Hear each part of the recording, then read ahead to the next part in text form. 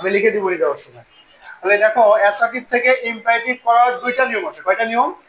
দুইটা। প্রথমত তোমাকে জানতে হবে ইম্পারেটিভ সেন্টেন্সটা কাকে বলে, জানতে হবে না? তাহলে যে সেন্টেন্স দ্বারা আদেশ, উপদেশ, নিষেধ, অনুরোধ এগুলো বোঝায় তাকে আমরা কি বলি? Imperative sentence. Please give me a glass of water.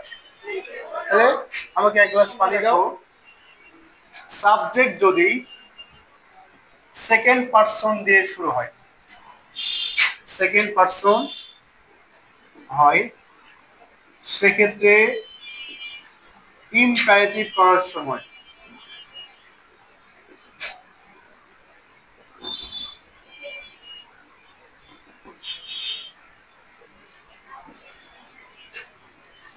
Subject plus auxiliary verb পর্যন্ত উঠে যায় এবং মূল ভার্ব প্লাস বাকি অংশ বসে। ওকে, তাহলে সাবজেক্ট যদি সেকেন্ড পারসন দিয়ে শুরু হয় সেক্ষেত্রে আমরা ইম্পারেটিভ করার সময় সাবজেক্ট প্লাস অক্সিলারি ভার্ব পর্যন্ত কি হবে? উঠে যাবে। এরপরে মূল ভার্ব প্লাস কি বসবে? বাকি অংশ বসবে। এক্সারসাইজ দেখো, you should attend the class. খেয়াল করো, এই ফাতেমা কথা বলো না। You should attend the class, তাহলে তোমার উচিত ক্লাসে কি হওয়া? উপস্থিত, মনোযোগী হওয়া, উপস্থিত থাকা, ও মনোযোগী হওয়া।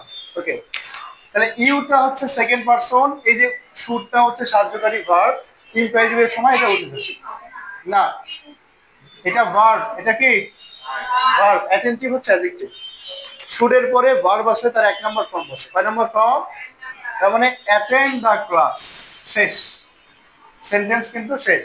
Attend the class, you should read the book. একবারে সব ক্ষেত্রে থাকবে কি? Read the book. ইউ থেকে শুড পর্যন্ত কি হবে? উঠে যাবে। এগুলো eat balance diet,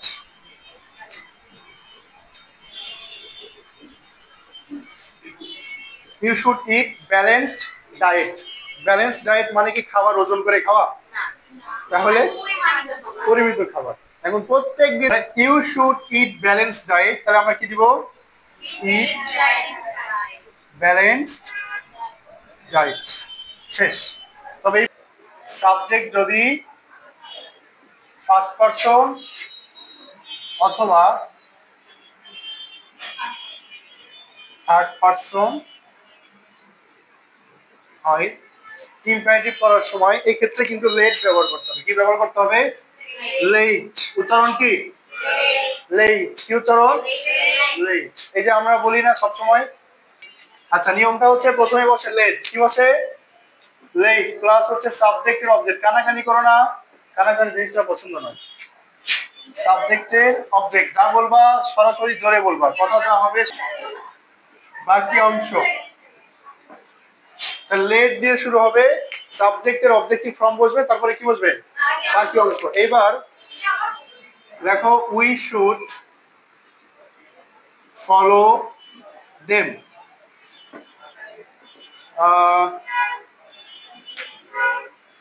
he plays football. তাহলে দেখো এখানে আছে হচ্ছে উই, উইটা কোন পারসন?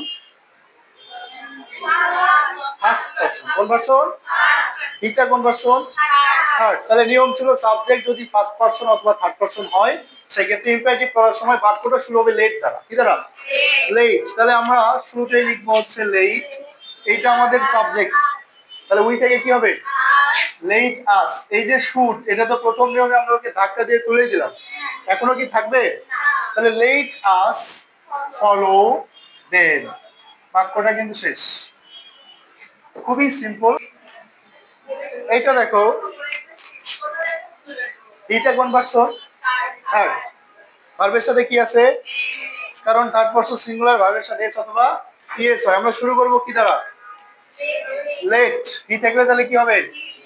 এইবার কি প্লেস হবে না প্লে হবে? এটা এখানে নিয়ম। অনেকেই তো প্লেস দিয়ে চলে আসবে।